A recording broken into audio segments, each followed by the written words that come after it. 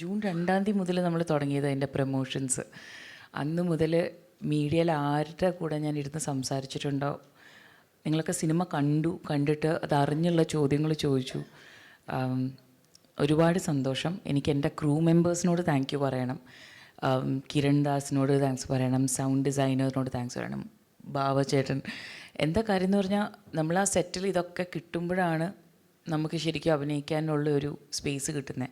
Of course ഷഹനാദും എല്ലാവരും ഉണ്ട്, പക്ഷേ പറയാതെ പോകുന്ന ചിലവരുണ്ട് നമ്മൾ എപ്പോഴും സംസാരിക്കുമ്പോൾ.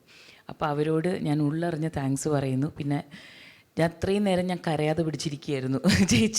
ചേച്ചിയുടെ കൂടെ അഭിനയിക്കാൻ പറ്റിയെന്നുള്ളത് കരയാതിരിക്കുന്നതായിരിക്കും നല്ലത്. ചേച്ചി ഞാൻ ഒന്ന് കെട്ടിപ്പിടിച്ചോട്ടെ.